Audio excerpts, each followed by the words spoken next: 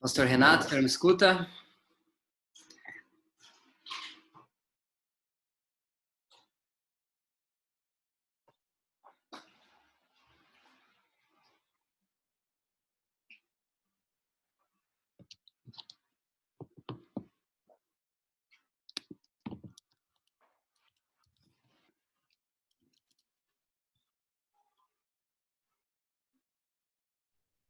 Só um minutinho, pessoal. Acho que nós tivemos um pequeno probleminha com o pastor. Só um segundinho.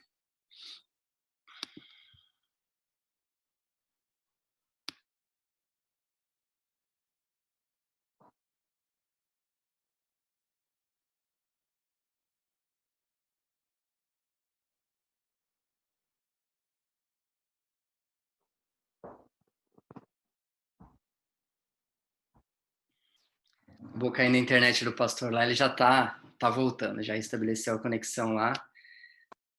Mais uma vez agradeço a presença de todos. Verena Ezequiel, tio Jairo, tia Ângela, até os parentes estão presentes aqui dessa vez. Uma honra, um grande prazer.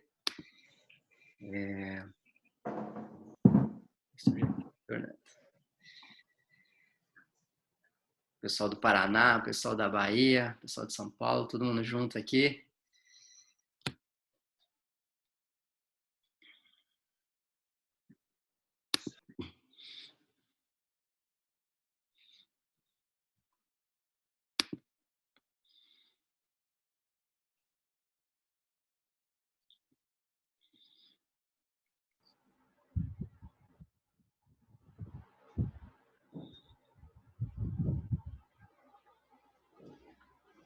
A internet caiu aqui.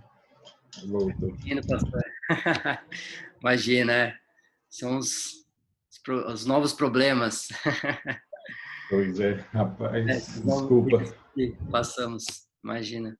Pastor, seja muito bem-vindo. Primeiramente, quero agradecer o senhor ter aceito o convite da UMPC do Riacho Grande. É uma honra para nós. E muito bom ver os irmãos do Senhor do Bonfim acompanhando o senhor e aqui junto com a gente. Estava falando pro pessoal aqui, tem gente de São Paulo, gente do Paraná, gente aí da Bahia. Então, é uma mistura boa. Legal. Sinta-se à vontade, viu, pastor? E nós temos aí uns 40 minutinhos aí para frente para o senhor estar passando a palavra de Cristo com o tema, né, coronavírus e Cristo. E sinta-se à vontade. Qualquer coisa, a gente vai negociando o tempo, dependendo de como for, né? A gente cancela o almoço de todo mundo aí. Não, eu vou procurar minha teia aqui, pode deixar. Tá jóia, estendeu um pouco o tempinho, mas mais uma vez, obrigado, professor, fica à vontade. Eu que agradeço ao convite feito, né, pela Igreja do Riacho Grande, a irmã Thaís, quem falou comigo, e falar, claro, da minha alegria de, entre aspas, retornar à Igreja do Riacho Grande. Eu trabalhei aí, pelo que eu estou vendo, alguns de vocês sequer eram nascidos. Eu fui seminarista em 93, aí, no ano em que o reverendo Wilson entrou no seminário. Começou o primeiro ano, eu trabalhei como seminarista aí no Riacho Grande, na época o pastor o reverendo Antônio Luiz. Então, tenho ótimas lembranças daí. Estou vendo aqui a Larissa, né? Desculpe eu citar apenas a Larissa. Como eu disse, aqui os outros eu acho que nem eram vivos ainda. A Larissa era menininha, a gente brincava ali, né? Terminava os cultos, ela criancinha com a Anne, as meninas do reverendo João brincando, estou vendo ali que já está uma moça, enfim, que Deus, eu cumprimento a Larissa em nome dela, a todos os demais irmãos. Bom dia, pastor. Bom dia, prazer revê-la, viu, Larissa? Eu vou tratar desse tema, vou procurar me ater ao tempo, né? Respeitando, evidentemente, os compromissos de todos os irmãos. E eu havia combinado com a irmã Thaís de liberar esse link para a minha igreja, porque a nossa escola dominical é às 10 horas. Daí porque essa invasão aí dos membros da igreja aqui de Senhor do Bonfim, a quem eu também mando meu abraço, e muito bom tê-los aqui conosco. Que os demais irmãos, como o irmão Rafa, né? Rafael mencionou aí, Que Deus também os abençoe e vai ser, claro, né, uma grande alegria, uma honra compartilhar com vocês do que a palavra de Deus tem me ensinado sobre esse tema tão delicado, né? Coronavírus que veio para mudar um pouco, não a história, né? Conforme eu vou defender aqui, a história é a mesma, a história do Senhor Deus, mas a nossa percepção da história, a maneira como nós olhamos para a providência de Deus, sem dúvida nenhuma, coronavírus nos desafiou. Isso é bom, porque nos exige um crescimento maior, um compromisso maior com as coisas que nós já professamos, a palavra do Senhor que nós já conhecemos e que nesse momento é nosso amparo. Bom, eu vou abordar então esse tema, coronavírus e Cristo, fazendo esse recorte, né? O mundo de Deus e a pandemia. Pandemia, eu confesso aos irmãos que eu conhecia a palavra, mas o conceito estava tão longe de mim. O máximo que eu vivenciei foi uma epidemia, né? Coisa aqui e outra ali, mas pandemia dessa forma, sem dúvida nenhuma, só nos livros de história. E foi lá que, logo que começou isso tudo, acredito que muitos de vocês também, eu fui buscar alguma referência. Não com pretensão de tratamento, de nada disso, né? Se eu não confio no WhatsApp, que todo dia me dá uma receita nova, um remédio novo, um especialista ali em alguma coisa, eu já desconfio. Imagina livros de história de 500, 800, de 1000 anos, né? Mas eu fui ver como o mundo passou por algumas pandemias. Por exemplo, nessa peste de Justiniano, que é do ano 541, mais ou menos, essas datas não são precisas, de 500 mil a 1 milhão de pessoas morreram. E essa pandemia, segundo os historiadores, durou mais ou menos 200 anos. Claro, né? Os números relacionados só, acho que ontem, anteontem, estava em pouco mais de 2 milhões de pessoas mortas hoje, né, atualmente, pelo coronavírus. E nessa peste aí morreram no máximo 1 milhão de pessoas. Agora, uma coisa que eu achei interessante é que é classificada a peste de Justiniano como uma pandemia e muita gente sequer teve conhecimento. Claro, a informação naquela época, essas coisas todas, mas o mundo passou por algo tão grave assim e muita gente sequer sofreu a experiência da ansiedade, do medo, porque nem soube que isso estava acontecendo. Uma outra pandemia que vocês também devem conhecer bem, né, ter lido sobre ela, foi a peste negra, 1343, século XIV. Essa é muito falada, principalmente nos livros didáticos, né? Aí já o número de mortes foi bem maior, entre 75, alguns estimam, a 200 milhões de pessoas morreram na época da peste negra, né? Peste bubônica. Esse nome, né, bubônico ou bubônica, vem de uns bubões, eram uns inchaços que apareciam na virilha ou na região das axilas, eles começaram a designar dessa forma. Então, também uma pandemia que o mundo enfrentou e sobreviveu. A gripe espanhola, mais próxima de nós, 1918, né, bem no período da Primeira Guerra Mundial, que chega a matar de 20 a 50 milhões de pessoas, né? O nome é gripe espanhola, mas todo mundo sabe que a origem dela foi nos Estados Unidos. 35 mil brasileiros, aproximadamente, morreram nessa pandemia. Bom, algumas eu trouxe aqui para vocês. Evidentemente, vocês tinham conhecimento sobre isso, mas é interessante porque nós temos uma tendência natural a supervalorizar as nossas experiências, tanto para o bem quanto para o mal. O que acontece conosco é pior do que o que aconteceu com todo mundo, a nossa enfermidade é mais grave, bem como o nosso sucesso também. Então, é importante lembrar que, como eu disse, a pandemia, o coronavírus, não mudou a história. não é nenhuma novidade, não é nada fora do controle do Senhor Deus, tá? E é interessante também ver que ao longo desses exemplos que eu trouxe, de tantos outros, o povo de Deus, é o recorte que eu faço muito particularmente, né? O povo de Deus padeceu sobre essas pandemias, mas também foi preservado. Duas coisas, são dois princípios que eu quero estabelecer antes da leitura propriamente do texto. Em todas essas crises, em todos esses eventos, o que nós vemos, olhando para a história, é o controle de Deus. Deus sempre foi soberano.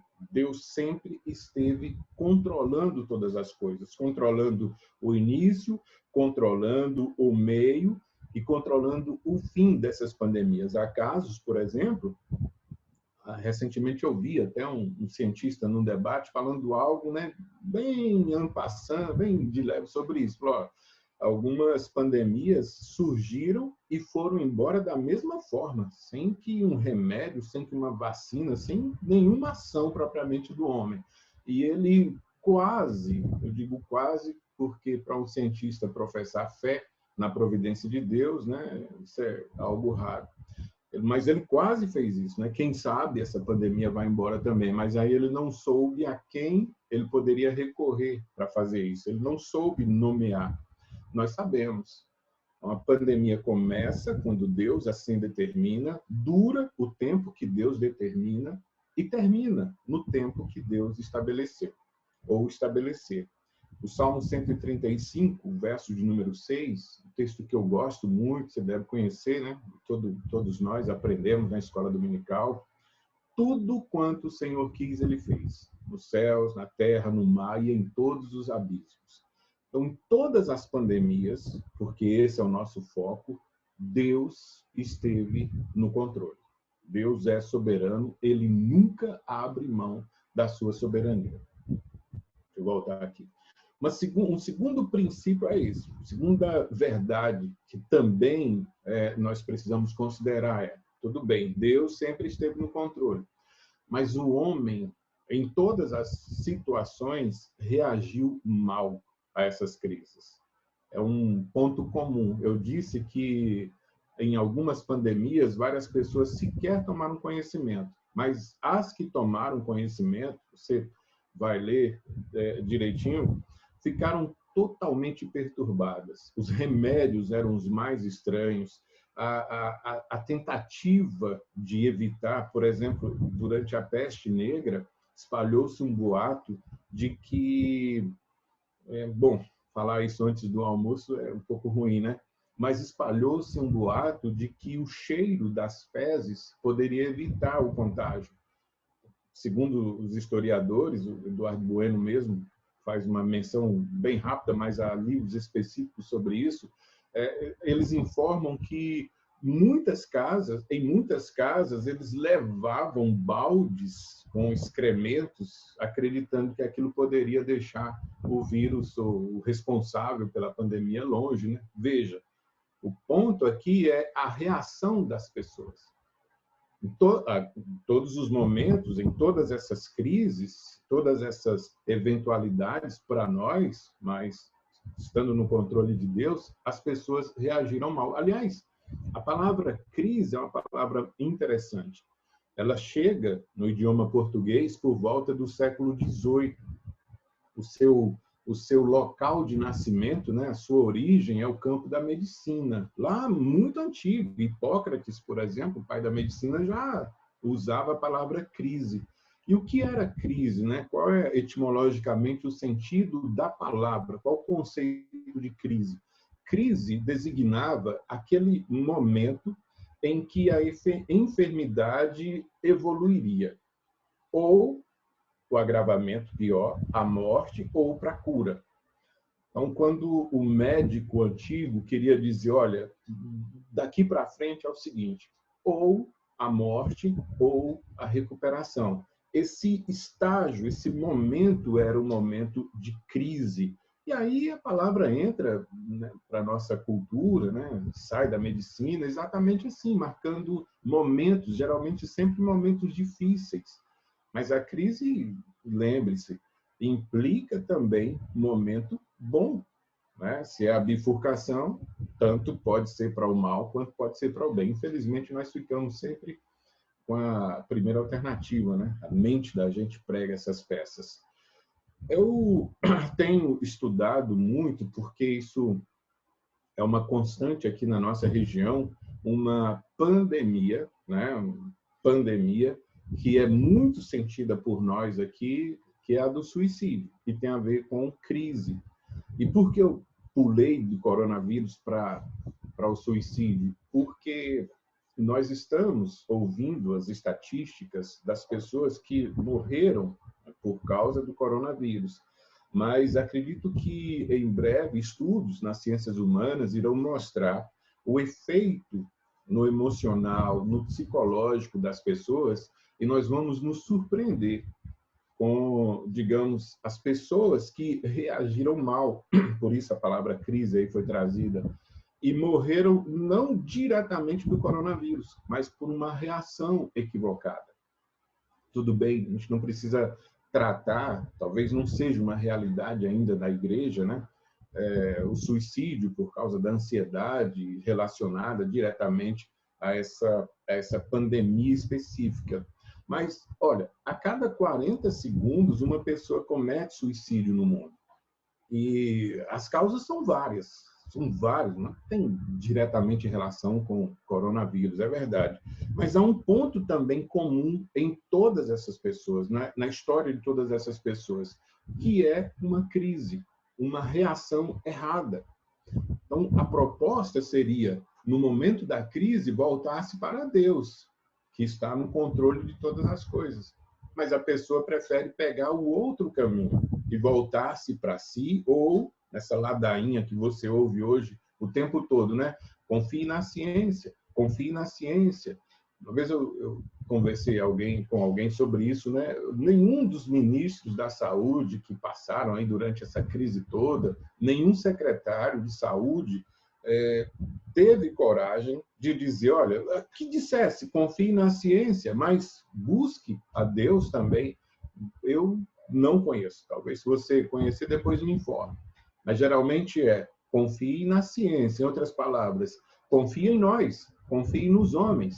E o resultado disso tem sido essa total falta de orientação, medo. Tomamos um remédio que apareceu no WhatsApp, um líder político da nação diz que outro remédio é muito bom, o outro diz que não é, e nós ficamos numa dúvida infernal.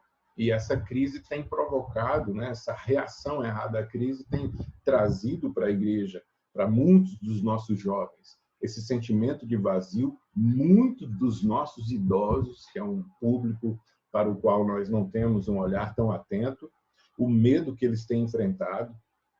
Pessoas relatam que estão em casa há 8, 9 meses, há quase um ano. Esse sentimento de vazio, né? Eu trago essa palavra, eu não sou psicanalista, não sou psicólogo, minha abordagem não é essa, né? Eu estou pegando emprestado essas expressões aqui da filosofia existencialista e trazendo o significado que tem lá nessa filosofia, que é um objeto de estudo meu, particularmente, e compartilhando. Paulo disse que nós temos que examinar tudo e guardar o que é bom. Então, esse sentimento de vazio caracteriza um abandono existencial. A pessoa não vê sentido na sua existência porque ela cria, ela imagina perigos, ela imagina problemas, ela imagina situações muito maiores, né, muito mais intensos do que qualquer felicidade que ela possa conhecer. E aí, evidentemente, né, se a pessoa está vazia existencialmente, ela se abandona. Essa ansiedade produz essa outra sensação, esse abandono de si, esse medo, esse desespero, essa inquietude. A palavra de Deus não consegue acalmar, a oração não consegue acalmar, uma conversa com alguém não consegue acalmar. E isso nós temos visto em pessoas na igreja. Essa é a ligação que eu estou fazendo. uma perda de alegria, de confiança. Os pastores, eu acompanho muitos, eu sempre assisto às pregações do reverendo Wilson, né? Sempre que preciso, o culto de vocês é às 9 horas, o nosso às 10, então eu consigo ver muita coisa. E outros pastores, reverendo Ellerson, reverendo Vitor, enfim, eu gosto de assistir. As pregações geralmente falam sobre o poder de Deus, a soberania de Deus, a providência de Deus, o cuidado de Deus, a misericórdia de Deus, a confiança. Os pastores estão alimentando o rebanho, né, do Senhor Deus com a misericórdia, com o cuidado, com a providência de Deus. Mas isso não tem produzido em muitos cristãos essa calma, essa tranquilidade. Talvez porque o sentimento de vazio e esse abandono de si já seja uma realidade. E por que isso, pastor? Por causa da reação errada à crise. E me preocupa, e aí, claro, né, nós tendo a palavra de Deus como referência, me preocupa muito que essa inquietude, essa ansiedade, esse medo, esse abandono de si é citado no Antigo Testamento, na palavra do Senhor, como uma das maldições de Deus sobre aqueles que não confiassem nele, que não cumprissem o pacto. Veja Levítico 26, né? Passando aqui, Levítico 26. Eu poderia ler Deuteronômio 28 também, mas Levítico 26, o verso 36. Esse trecho fala das maldições de Deus. Acho que eu estou com um problema com o meu mouse aqui, ele está me sabotando. A maldição de Deus sobre os infiéis. Repare, verso 36. Quanto aos que de vós ficarem, eu lhes meterei no coração tal ansiedade, na terra dos seus inimigos, que o ruído de uma folha movida os perseguirá. Fugirão como quem foge da espada e cairão sem ninguém os perseguir.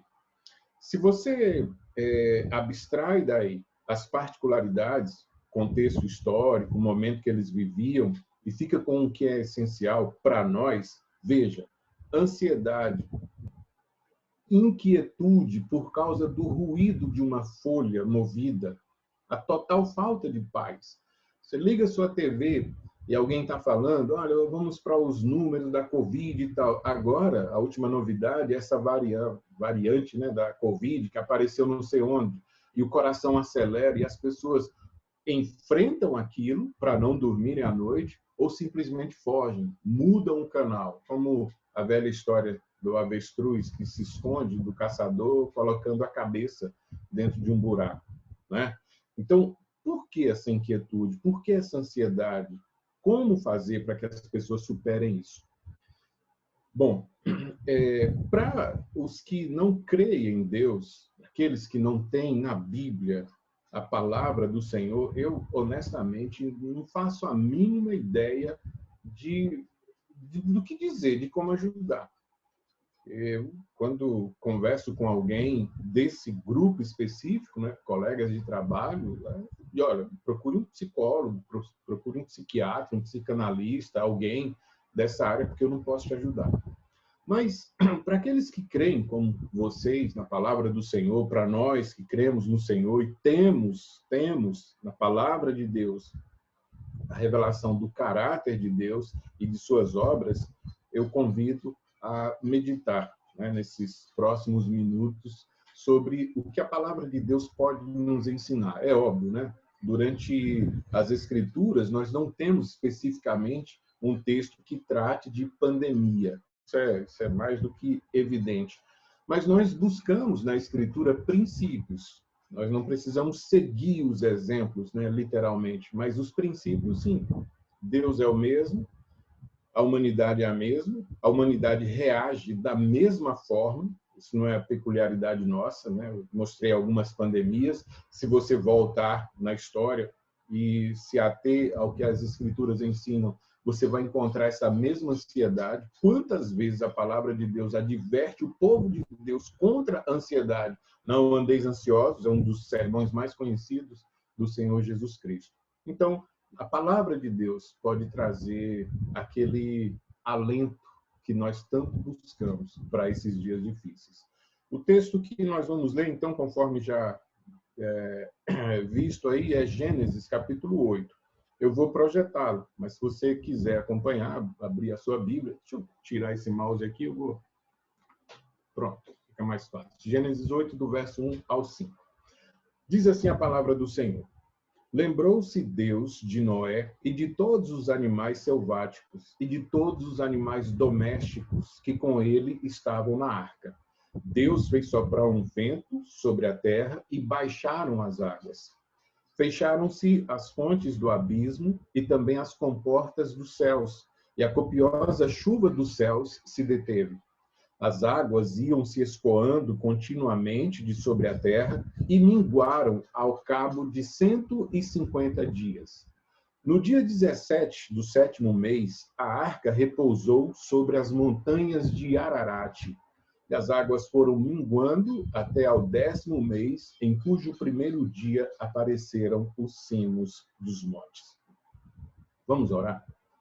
Senhor nosso Deus, lemos a Tua palavra e agora pedimos a Tua bênção, Deus, a Tua iluminação, para que nós encontremos nela o ensino, a instrução, o consolo que tanto precisamos. Em nome de Jesus, que o Teu Espírito Santo seja o nosso professor nesta manhã. Amém. Bom, por que, talvez alguém esteja perguntando aí, né? Por que ler o dilúvio, sobre o dilúvio, para falar de coronavírus e Cristo? Parece uma coisa tão aleatória, né? Tão discrepante. Coronavírus e Cristo, o camarada vem com Gênesis 8, o final do dilúvio. A relação é simples. Esse texto é a narrativa do início do fim. Gosto desse paradoxo aí, desse uso de palavras, né, dessa antítese. O início do fim da pior crise que a humanidade já enfrentou. Quando o número, né, de infectados, de mortos pelo coronavírus se estabilizasse, eu aprendi o uso dessa palavra, né, com aquele primeiro-ministro nosso lá da saúde. Olha, o platô virá em maio, virá em junho, virá, e esse platô a gente está esperando aí já há um bom tempo, né? E não veio ainda. O platô dessa crise ao qual eu me refiro, que foi o dilúvio, durou 150 dias. Se você abrir a sua Bíblia em Gênesis 7, no verso 25, 24, você vai ter a informação que as águas do dilúvio cobriram a terra, se estabilizaram, platô, 150 dias. Foi o suficiente para exterminar toda a vida animal e vegetal, claro, com exceção da vida que estava presente na Arca de Noé. 8 pessoas. O período total que Noé e sua família passaram dentro dessa arca, mais ou menos, né, 1 ano. Quando eles saíram da arca, eles não tinham vizinhos, não tinham amigos, não tinham parentes. Nós sequer somos capazes de imaginar algo assim. Semana passada, faleceu um presbítero muito querido por nós aqui de Senhor do Bom Fim. Ele é aí de São Paulo, acho que é Americanópolis, Igreja Presbiteriana de Americanópolis. Vocês devem conhecer aí. Acho que não está compartilhando, né? Eu estou lendo aqui, eu estou mostrando, vocês não estão vendo. Oi, pastor, exatamente. Mandei uma mensagem. Se Eu quiser não... testar de novo. Bom, vamos lá. Eu sou meio leigo aqui. Eu tentei habilitar de novo aqui, vamos fazer um teste. Vai lá. Eu acho que eu que não compartilhei. Estou falando e ninguém está vendo nada. Está aqui, ó. Vamos ver. E agora? Agora está indo. Agora foi. Pronto. Então, deixa eu voltar e continuar o que eu estava falando. Faleceu recentemente um senhor, um presbítero de 85, 86 anos de idade, forte. Ele sempre vinha nos visitar, visitava a igreja irmã aqui, uma igreja presbiteriana do Brasil, e nós fizemos amizade. Infelizmente, ele não suportou. E outras pessoas, um irmão da nossa igreja também, o pai faleceu. Enfim, é muito triste tudo que tem acontecido. Mas nenhum de nós, nem ninguém da nossa geração vai passar pela experiência de perder todos. Nós perdemos 1, 2, 3, 10 pessoas e, como a gente sabe, uma vida, né? Claro, vale muito, mas imagina a família de Noé, que perdeu todos. Quando eles saíram da arca, só havia aquela família. Não há ninguém, não havia mais ninguém. Eu pergunto, coloque-se você no meu lugar, ou melhor, no lugar de Noé, porque acredito que a família estava mirando Noé naquele momento, olhando para Noé e procurando em Noé uma palavra, um conforto. E agora, o que seu Deus pode fazer por nós? Né? O que você falaria? O que você diria? Bom, esse texto, especificamente, no final da pandemia, vai nos ensinar algumas lições que eu quero compartilhar com vocês. Primeiro, vamos para o verso de número 1. Eu peço que você veja aí na sua Bíblia, eu não vou projetar, né? Gênesis capítulo 8, verso de número 1. Veja, e tem uma palavra que a gente não faz exegese de palavras, mas algumas palavras na Bíblia são extremamente importantes. O verso 1 começa: lembrou-se Deus de Noé e de todos os animais selváticos e de todos os animais domésticos que com ele estavam na arca. Esse verbo lembrou é o verbo zacar, de onde vem o nome Zacarias. Deus se lembrou. Só uma palavra, em cima de uma palavra, nós não podemos construir uma doutrina, é verdade. Mas quando essa palavra é recorrente e quando ela tem um papel importante em momentos importantes, aí nós temos um conceito. E essa palavra, lembrar, quando se refere a Deus, tem um conceito extremamente importante. Você sabe muito bem que, para Deus, se fazer conhecer, se fazer conhecido, não é uma tarefa fácil. Calvino, muita gente não gosta muito de Calvino, né? Muita gente nem leu Calvino, mas vamos lá. Calvino dizia o seguinte, que o desafio de Deus revelar alguma coisa sobre si pode ser comparado ao desafio de um homem adestrando uma formiga. Imagina você tendo que avisar uma formiga para ela mudar o caminho dela. Que idioma você usaria? Que sinal você usaria? A ideia de Calvino é mostrar para a gente que há uma adaptação, ou, termo teológico, uma acomodação. Portanto, quando a Bíblia diz que Deus se lembra, lembrou-se Deus, não quer de forma alguma dizer para nós que Deus havia se esquecido, apagou da memória o que estava acontecendo. Como eu que esqueci de compartilhar, por exemplo, o estudo, né? Como você que esquece muitas coisas. Quando o verbo aponta, né, tendo Deus como sujeito, olha, Deus se lembrou, essa é uma relação pactual. Essa é uma relação de misericórdia, uma informação da bondade de Deus. Tem um comentarista, né, um exegeta, que diz, olha, quando lembrar se refere a Deus, há duas coisas sempre presentes. O amor de Deus aparece e a intervenção do Senhor Deus. Quando, portanto, uma informação para nós aparentemente simples como essa, né? Lembrou-se Deus de Noé. O contexto, o Espírito Santo quer nos dizer que o amor de Deus e o cuidado de Deus estavam ali presentes e dirigidos a Noé. Deus agiu favoravelmente a Noé.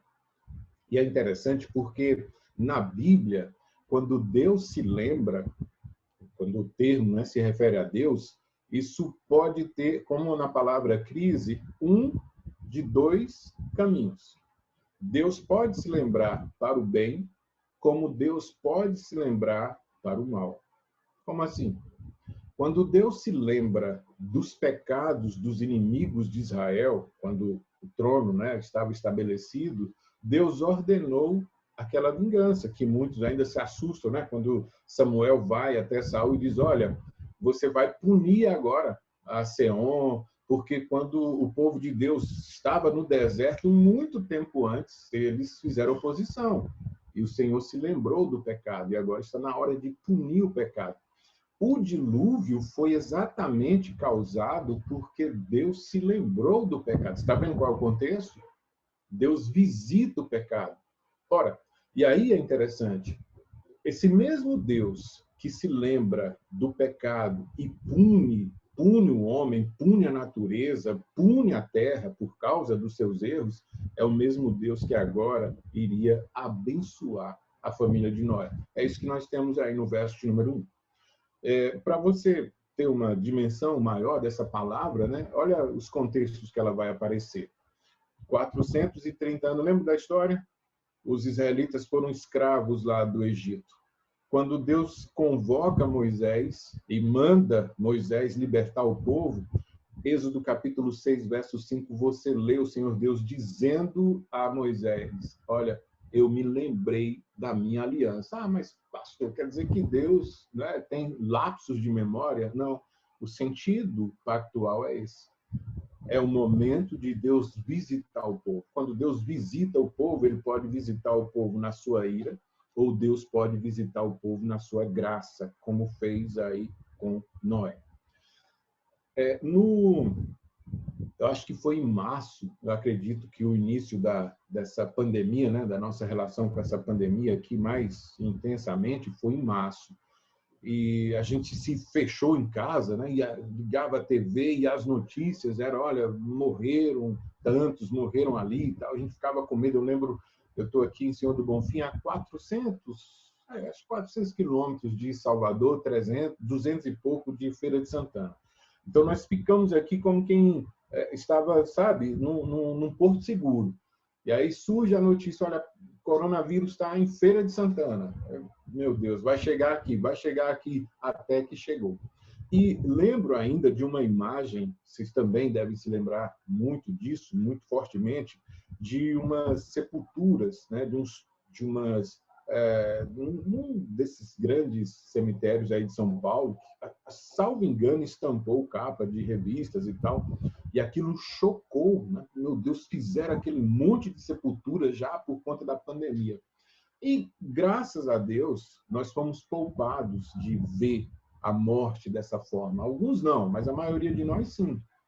Nós ouvimos falar, pessoas ligadas a nós morreram, e velório rápido, 1 hora, 2 horas. De certa forma, a morte pelo coronavírus nos assombra, mas não nos assombrou da forma como assombrou a família de Noé. Para nós, as mortes começam no meio da pandemia. Elas começam a nos atingir. Quando Noé e sua família entraram na arca, tente imaginar a cena. Fecharam a porta, começam as chuvas depois de algum tempo. Você consegue imaginar como Noé e sua família dormiram depois, lembrando-se dos gritos das pessoas? Ali eles tinham seus parentes, seus vizinhos, seus amigos de infância. As pessoas chorando, as pessoas implorando, ou se não estavam ouvindo, talvez, né, pela espessura da arca, eles podiam imaginar muito bem como o Senhor Deus poderia tratar aquela família. Eu acredito, irmãos, seriamente, que não só a vacina, não só um medicamento para tratar do doente sejam algo importante, mas um suporte para a crise também. As pessoas estão adoecidas, os nossos adolescentes estão adoecidos, os nossos jovens, os adultos, os oficiais da igreja. As pessoas estão chorando, as pessoas estão tristes. As pessoas, na igreja, não estou falando do mundo, não. As pessoas estão, como eu disse agora há pouco, se abandonando, sabe? Ou neuróticas. Eu evito muito, mas quando você vai à casa de alguém por alguma necessidade, Ainda bem que nós, cristãos, não fumamos, porque muitos teriam morrido não pelo corona, mas queimados, porque você entra na casa da pessoa, ela está borrifando álcool em você, no seu pé, na mão, essa coisa toda, né? A pessoa sai da sua casa, você já vem com uma equipe limpando. Nós estamos emocionalmente doentes.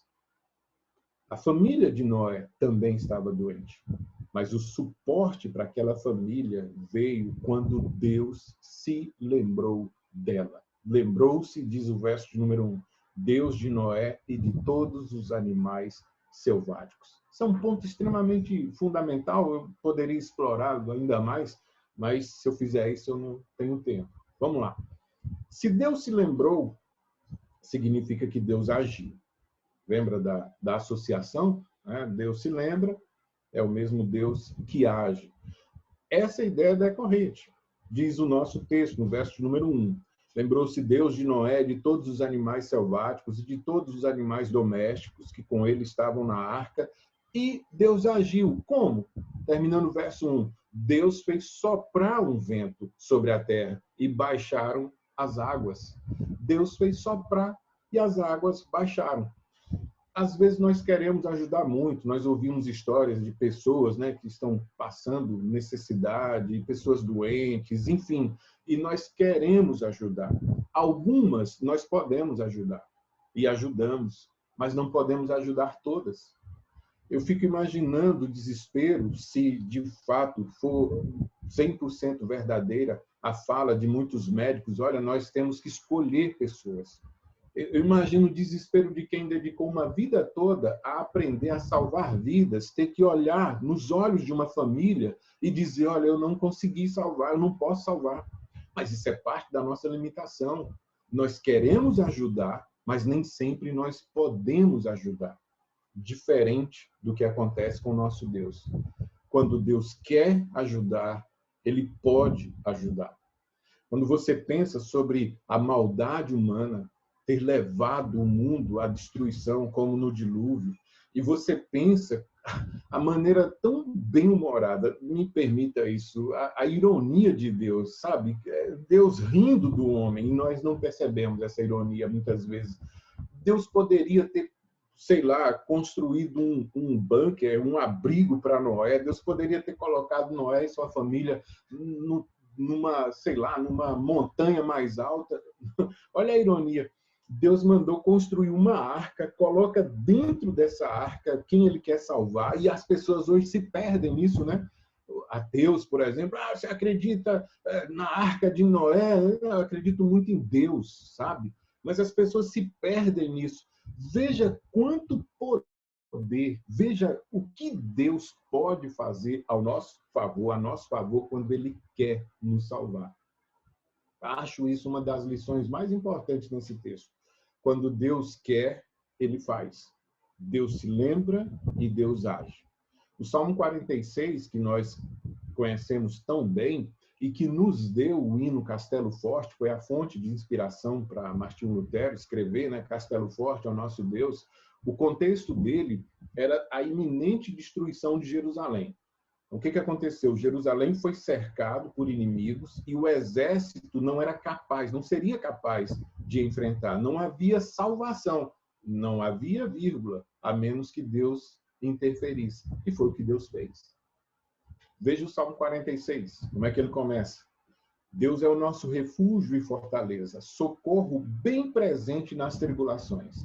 Portanto, não temeremos, ainda que a terra se transtorne e os montes se abalem no seio dos mares. Ainda que as águas tumultuem e espumejem e na sua fúria os montes se estremeçam. O salmista, quando escreveu porque ele estava tomado, sabe, desse senso de perplexidade. Nós iríamos morrer, o que estava na mente do salmista. Eu iria ver minha família sendo destruída, meus amigos todos mortos, nós não tínhamos como evitar. E Deus agiu. E quando Deus age, é dessa forma maravilhosa, como nós estamos vendo. Eu estou de olho no meu tempo aqui, viu, Rafael? Não sei se eu vou cumprir nos 40 minutos. Me dê mais 2 minutos, por favor. Pode ser? Pronto. Gênesis 8, verso 3, diz assim, ó, as águas iam se escoando continuamente de sobre a terra e minguaram ao cabo de 150 dias. Eu quero chamar a sua atenção, já estou terminando o nosso estudo. O livramento de Deus para Jerusalém foi sobrenatural.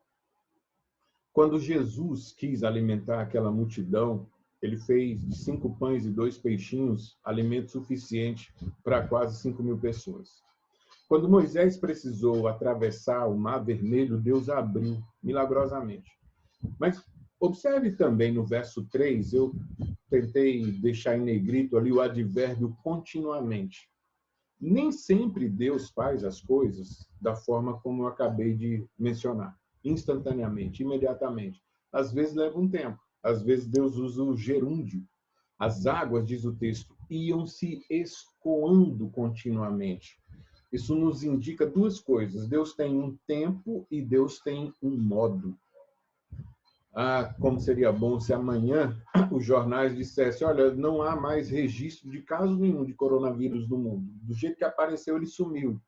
Deus seja louvado se isso acontecer. Mas os jornais estão dizendo, olha, a vacina está aí, o tratamento está aí, e Deus deve ser louvado da mesma forma, porque Deus é soberano na sua ação. Mas o que importa para nós, então, é olhar que Deus, o Deus que se lembra, é o Deus que age a nosso favor. Em função de eu ter gastado muito tempo no início, eu quero só rapidamente passar pelo último ponto, né? Que é logo no finalzinho aí, ó. Veja na sua Bíblia os versos 4 e 5. No dia 17 do 7º mês, a arca repousou sobre as montanhas de Ararat. Eu disse para vocês que Noé e sua família ficaram 1 ano dentro da arca. A Record está com uma novela aí, né? Gênesis e tal. De vez em quando tem um filme ou outro. E uma coisa que é interessante, eu vi esse capítulo aí na novela, quando mostra a família de Noé dentro da arca, eles estão ali andando, conversando e tal. Eles têm mais estabilidade do que eu tenho aqui na minha sala, na sala da minha casa. Não devia, muito longe disso, né? Você imagina você no meio de só água jogado para um lado e para o outro. Bom, fato é, ficaram 1 ano ali e repousaram. Eu faço uma analogia para tentar dizer o meu ponto aqui, deixar bem claro o meu ponto, com viagem de avião. Detesto. Para falar a verdade, eu não detesto, eu tenho medo. E não tenho vergonha nenhuma em admitir, eu não gosto de avião. E quando tem a tal da turbulência, então, para mim, né? E não adianta. Eu falei agora há pouco, mas você não crê em Deus? Creio demais. Eu só não creio muito em homem. Então, eu sempre desconfio do piloto. Será que esse camarada está legal mesmo hoje? Enfim, não convém aqui entrar em pormenores, né? Mas, quando o avião pousa, eu não sei descrever para você o que eu sinto. Quando eu escuto aquela mulherzinha falando, chegamos no aeroporto de Guarulhos e tal, permaneço sentado, aquilo me dá uma paz, me dá uma tranquilidade, que eu sei, é um exemplo muito fraco, mas é o que eu imagino que a família de Noé sentiu quando finalmente a arca se estabilizou. Pastor, o senhor está alegorizando. Pode ser. Mas é impossível não fazer a relação de quando Deus se lembra, age em favor do seu povo. E o resultado do lembrar-se de Deus e do agir de Deus é encontrar repouso, encontrar descanso. Veja o que Jesus disse. Vinde a mim todos os que estáis cansados e sobrecarregados, e eu vos aliviarei.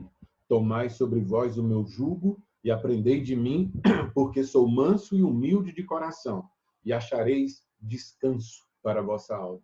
Porque o meu jugo é suave e o meu fardo é leve. Eu não consigo ler aquele texto de Gênesis e ele me diz que Deus se lembrou, Deus agiu, né, fez as águas baixarem, Deus deu repouso. Eu só consigo ler aquele texto associando com as palavras do Senhor Jesus Cristo. Eu não creio, eu acredito que você também não, eu não creio num Deus que tenha dito, porque ele nunca disse, faça a tua parte que eu te ajudarei. remova a pedra, né? Como é que é? Deus diz para você remover a pedra, que ele vai. Esse Deus é pequeno demais. É como o Deus que o Hulk, lá num dos episódios lá dos Vingadores, né? Comenta com alguém. Você é um Deus pequeno demais. Nosso Deus é um Deus que está no início, é um Deus que está durante todo o processo e é um Deus que está no fim de tudo. Humilhai-vos, portanto, sob a poderosa mão de Deus, para que ele, em tempo oportuno, vos exalte, lançando sobre ele toda a vossa ansiedade, porque ele tem cuidado de vós. Eu quero concluir, então, chamando a sua atenção, meu irmão, minha irmã, para algumas lições que nós temos que aprender com esse texto. Primeira delas, não importam as circunstâncias, Deus se lembra de nós. Cuidado com os seus sentimentos. Eu disse no início dessa mensagem que Deus é soberano, mas o homem reage mal às crises. Lembra disso? O coração é enganoso e o nosso coração nos boicota. Na hora da dificuldade, ele só vai dizer para você, olha, você está doente, você vai morrer, Covid vai pegar você, e Covid vai matar você, e não tem jeito, agora tudo vai acabar. A nossa mente trabalha contra nós, se ela não estiver pautada na palavra do Senhor. Então, quando você estiver ansioso, quando você estiver inquieto, repreenda a sua mente. Os psicólogos vão dizer para você, eduque sua mente, tal, mas um pastor vai dizer assim, repreenda a sua mente. Olha para Deus, veja o Senhor Deus agindo. Não há circunstância em que Deus não se lembra. E lembrar, meu irmão, não quer dizer que por um instante Deus apagou você da memória dele. Lembrar significa que Deus age favoravelmente. Não importam as circunstâncias, Deus tem poder para nos socorrer. O poder de Deus deve ser temido, porque com a palavra ele criou o mundo. O poder de Deus inundou o mundo, o poder de Deus destruiu o mundo, é verdade. Mas o poder de Deus criou o mundo. O poder de Deus sustentou, protegeu a família de Noé. Foi pelo poder de Deus que nós chegamos onde chegamos com esse coronavírus. E é com o poder de Deus que nós passamos por ele. E é só pelo poder de Deus que nós seremos socorridos. Não importam, portanto, as circunstâncias. Confie, porque Deus pode nos socorrer. E, por fim, não importam as circunstâncias, Deus sempre nos dá repouso, sempre nos dá um descanso, como disse o Senhor Jesus Cristo. Aliás, deixa eu só sobre isso falar, né? Olha a pregação que é para nós o dia de hoje, o domingo. Eu tenho certeza que você tem um monte de coisa para amanhã, lá no seu escritório, lá no seu trabalho.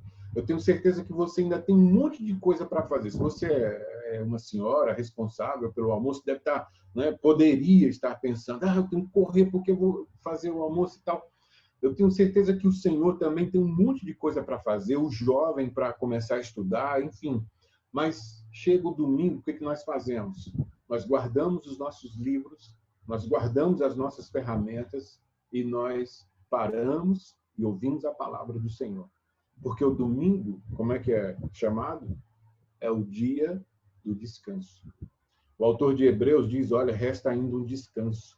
A pandemia está aí, as crises estão aí, os nossos maus políticos estão aí, as notícias são as piores possíveis. E enquanto muita gente se desespera, enquanto muita gente reage mal, nós paramos, reunimos a nossa família, abrimos a nossa Bíblia e descansamos, porque Deus é quem nos dá repouso. O mundo, durante e após a pandemia, é o mundo de Deus. Cristo e o coronavírus, né, eu entendo que devam ser abordados sob essa perspectiva. Que Deus abençoe a todos. Me desculpem ter passado, né, por alguns instantes aí do tempo. E desculpa também, no início, não ter compartilhado com vocês, mas acho que consegui passar o que havia preparado. Devolvo a palavra ao irmão Rafael. Deus abençoe, pastor. Não tem que pedir desculpa por nada. Foi excelente. Deus usou para trazer essa palavra para nós. Nós agradecemos mais uma vez a Igreja do Senhor Bonfim por ter cedido o tempo e o pastor aí para compartilhar com a gente hoje. Agradecemos a presença de cada um, né? E nós já deixamos aqui aberto o convite para daqui 15 dias, né? Não na próxima semana, na outra semana. Nós teremos também o próximo encontro nosso. Até posso compartilhar a divulgação com o senhor e para a igreja. Essa é a Thaís, pastor, essa que fez o convite para o senhor, a minha esposa. Bom dia, tudo bem? O senhor deve ter assustado quando viu aqui o nome escrito Thaís e eu apareço aqui, esse homem barbudo aqui, né? Achei meio estranho, mas entendi logo. Bom dia, Thaís. Obrigado, viu? Mais uma vez, obrigado, pastor, que Deus abençoe. E para finalizar esse momento, eu vou fazer uma oração para liberar todo mundo para o almoço.